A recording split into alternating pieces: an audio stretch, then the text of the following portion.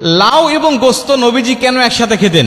বর্তমান বিজ্ঞান এই গবেষণা করে তারা অবাক হয়ে যাচ্ছেন যে এটা কোনো সাধারণ মানুষের খাবার হতে পারে না। কারণ কোনো সাধারণ মানুষের পক্ষে জানা সম্ভবই নয় যে এই খাবারের মধ্যে এত উপকার রয়েছে। এখন তো কোরবানির সময় চলছে, আমাদের প্রায় প্রতিটা ঘরেই কিন্তু কম বেশি গোস্ত রয়েছে। তাই আপনি ইচ্ছা করেই আপনি কিন্তু এই সুন্নতি খাবারটা তৈরি করে খেতে পারেন। একদিকে একটা সুন্নত আদায় হবে, অন্যদিকে আপনার শরীরের মধ্যে যে উপকারটা ঢুকবে আপনি অবাক হয়ে যাবেন বর্তমান বিজ্ঞানের সম্বন্ধে কি বলছে।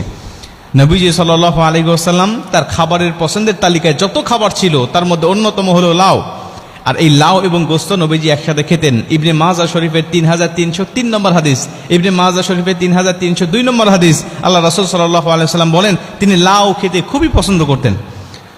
ইবনে মাজাহ শরীফের 3303 নম্বর হাদিসের মধ্যে আসছে, আনাস রাদিয়াল্লাহু তাআলা আনহুকে তার মা উম্মে সুলাইম এক টুকরি খেজুর দিলেন, কাঁচা খেজুর, বলছে এটা নবীজির দরবারে নিয়ে চলে যাও, নবীজিকে এটা হাদিয়া হিসেবে দিয়ে আসো।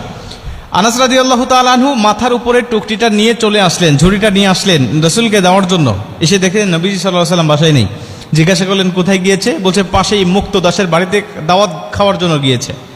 আনাস রাদিয়াল্লাহু তাআলা আনহু বলছেন আমি এতক্ষণ অপেক্ষা করবো এখানে, আমিও চলে গেলাম গিয়ে নবীজিকে দেখার জন্য। গিয়ে দেখি যে নবীজি খাবারের দস্তরখানায় বসে পড়েছে, তার সামনে খাবারগুলোকে সাজিয়ে রাখা হয়েছে।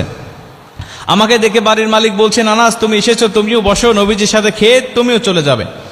আমি বসে বললাম, নবীজি আমাকে ইশারা করলেন, আমি বসলাম। নবীজিকে দেখলাম যে তার সামনে খাবারগুলো সাজানো হয়েছে, তার খাবারের তালিকায় অন্যতম একটি খাবার রয়েছে, সেটা হলো লাউ এবং গোস্ত একসাথে রান্না করা।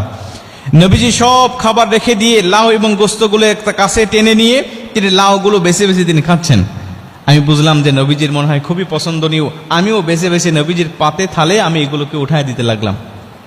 নবীজি খুব তৃপ্তি সহকারে খেলেন এবং নবীজি সাল্লাল্লাহু আলাইহি ওয়াসাল্লাম খাবার শেষ করলেন, আমিও খাবার শেষ করলাম। দুজনে বাসায় এসে খেজুরগুলো নবীজি নিজে খেলেন এবং সব বিলি বন্টন করে দিয়ে নবীজি আমার টুকরিটা ফেরত দিলেন। এই হাদিস থেকে প্রমাণ হয় যে নবীজি সাল্লাল্লাহু আলাইহি ওয়াসাল্লাম লাউ এবং গোশত একসাথে খেতে পছন্দ করতেন এবং লাউটা খুবই পছন্দ করতেন, ভালোবাসতেন। বর্তমান বিজ্ঞান বলছেন নবীজির তো জানার কথা ছিল না যে লাউয়ের মধ্যে এত উপকার রয়েছে, কারণ এগুলো জানার জন্য আমরা অনেক গবেষণা করেছি, অনেক যন্ত্রপাতির ব্যবহার করেছি, তথ্য প্রযুক্তির প্রয়োজন হয়েছে। নবীর জামানায় কিছু ছিল না, নবী জানলো কেমন করে? তিনি বলছেন যে লাউ এবং গোশত একসাথে খেলে কি হয়। বিজ্ঞান বলছে যে গোশতের মধ্যে অনেক ক্ষতিকর কোলেস্টেরল রয়েছে যা মানব দেহের জন্য অনেক ক্ষতি করে থাকে। আর নবীজিও বলেছেন তোমরা গোশত কম খাও আর দুধ বেশি খাও, কেন দুধের মধ্যে রয়েছে শেফা আর গোশতের মধ্যে রয়েছে রোগ।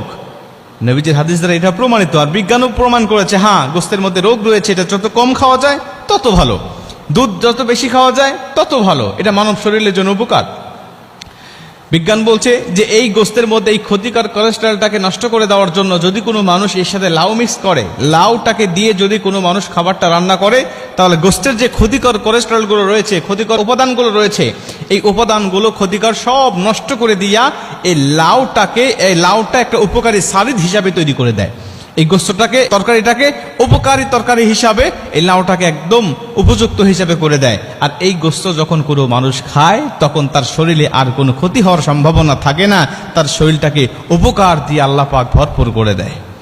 বর্তমান বিজ্ঞান বলছে যে এইগুলো জানার জন্য অনেক যন্ত্রপাতির প্রয়োজন ছিল, কিন্তু নবীজি সাল্লাল্লাহু আলাইহি ওয়াসাল্লামের কাছে এগুলো কিছুই ছিল না। নবীজি কেমন করে জেনেছে, নবীজি কেমন করে বুঝেছে? নিঃসন্দেহে তিনি ব্যক্তিগত গবেষণা দিয়ে বোঝে নাই, আমার আল্লাহ পাক তাকে বুঝিয়েছেন। ওমা ইয়ানতিকু আনিল হাওয়া ইন হুয়া ইল্লা ওয়াহয়ু ইউহা। আমার আল্লাহ যা জানিয়েছে নবী সেটাই করেছে। নবীজি মন গড়া কোনো কথা বলে নাই, কোনো কথা তিনি মানুষগুলোকে জানাই নাই।